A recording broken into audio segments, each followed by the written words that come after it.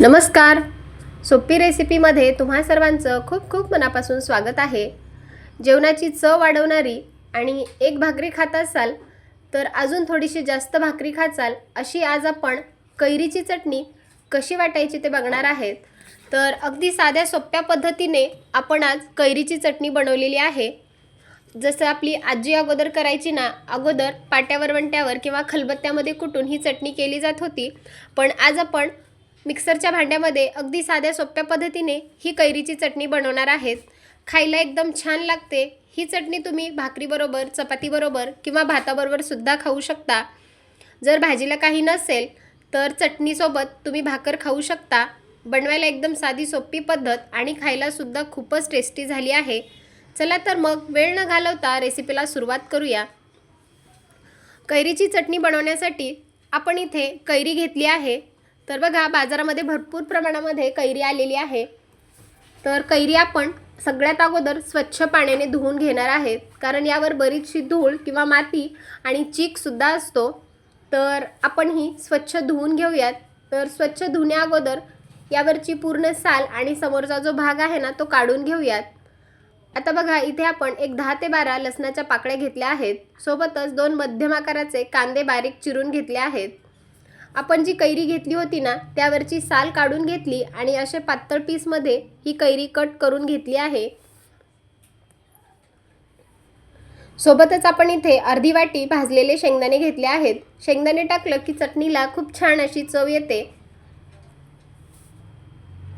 आता लगेच आपण चटणी बनवण्यास सुरुवात करूया. तर इथे मी आज खलबत्त्यामध्ये चटणी न वाटता मिक्सरच्या भांड्यामध्ये चटणी वाटून घेणार आहे. तर आपण जी कैरी कापून घेतली होती ती कैरी आपण या मिक्सरच्या भांड्यामध्ये टाकून घेऊयात. अगदी 10 ते 15 मिनिटांमध्ये ही चटणी बनवून तयार होते. सोबतच कांदासुद्धा आपण यामध्येच टाकून घेऊयात. 10 ते 15 लसणाच्या पाकळ्या यामध्ये टाकून घेऊयात. सोबतच आपण जे शेंगदाणे भाजून घेतले होते ना, ते सर्व शेंगदाणे यामध्ये टाकून घेऊयात. हवं असेल तर तुम्ही यावरची सालसुद्धा काढू शकता. 1 चमचा जिरं टाकून घ्यायचं आहे. आता आपल्याला यामध्ये चवीपुरतं मीठ टाकून घ्यायचं. इथे मी घरगुती लाल तिखट वापरलेला आहे. तुम्ही हवं तर काश्मीरी लाल मिरची पावडर किंवा बेडगी मिरचीचं पावडरसुद्धा वापरू शकता. त्यामुळे रंगसुद्धा छान येतो आणि चवीला थोडीशी तिखट लागते. इथे मी घरगुती लाल तिखट वापरणार आहे. तर 1 ते 1.5 चमचा लाल तिखट टाकून घेतलं आणि आता यामध्ये आपल्याला पाणी न टाकता याची थोडीशी जाडसर भरड काढून घ्यायची आहे. जर तुम्हाला एकदम बारीक अशी पेस्ट पाहिजे असेल तर थोडंसं पाणी टाकून ती आपण मिक्सरला फिरवून घेऊ शकतो.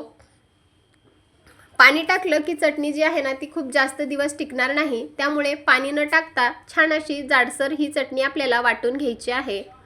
इथे बघा, आपण पाणी न टाकता चटणी छान अशी मस्त वाटून घेतली. तर जास्त अशी मी बारीक पेस्ट केली नाही. तुम्हाला जर आवडत असेल तर तुम्ही तसं सुद्धा करू शकता. आता बघा, चटणी वाटून झाली की आपण एका मोठ्या वाटीमध्ये काढून घेऊयात. अगदी साध्या सोप्या पद्धतीमध्ये ही चटणी आपली बनवून तयार आहे. आता यावर अजून छान अशी टेस्ट यावी यासाठी आपण भरपूर सारी चिरलेली कोथिंबीर टाकून घेणार आहेत. तुम्हाला आवडत असेल तर तुम्ही टाका किंवा स्किपसुद्धा करू शकता. आणि अजून छान अशी चव येण्यासाठी यावरून आज आपण थोडासा तडका टाकणार आहेत. तडक्यासाठी आपण छोट्या पातेल्यामध्ये तेल गरम करून घेतलं. तेल चांगलं कडकडीत गरम झालं की त्यामध्ये 1 चमचा जिरं टाकून घ्यायचं. 1 चमचा मोहरी टाकायची आणि जिरं मोहरी छान अशी तडतडली की जर तुम्हाला कढीपत्ता आवडत असेल तर 5-6 कढीपत्त्याची पानंसुद्धा टाकू शकता. 1 चिमूटभर आपण इथे हिंग टाकला आहे. हिंगामुळे चटणीला फ्लेवरसुद्धा छान येतो आणि त्याची चवसुद्धा बदलते. आता हा गरम गरम तडका आपण या चटणीवरती टाकून घेऊयात आणि परत हे आपण छान असं मिक्स करून घेऊयात. तुम्ही हवं असेल तर डायरेक्ट कढईमध्येच अशी फोडणी तयार करून चटणी छान अशी 1-2 मिनिटासाठी परतून घेऊ शकता. तर बघा, चटणी आपण छान अशी मिक्स करून घेतली आणि बघा, अगदी 10 मिनिटांमध्ये आपली ही कैरीची चटणी बनवून तयार झाली आहे.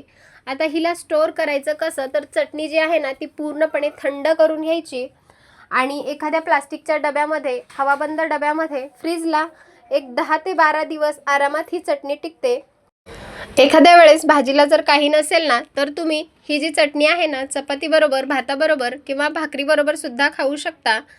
तुम्हाला ही रेसिपी कशी वाटली मला नक्की कमेंट करून सांगा आणि व्हिडिओ जर आवडला असेल तर जास्तीत जास्त लोकांपर्यंत शेअर करा. तुम्ही सुद्धा अगदी साध्या सोप्या पद्धतीने ही कैरीची चटणी एक वेळेस नक्की करून बघा. आणि हा जो माझा व्हिडिओ आहे तुम्ही शेवटपर्यंत पाहिल्याबद्दल तुमचे खूप खूप धन्यवाद.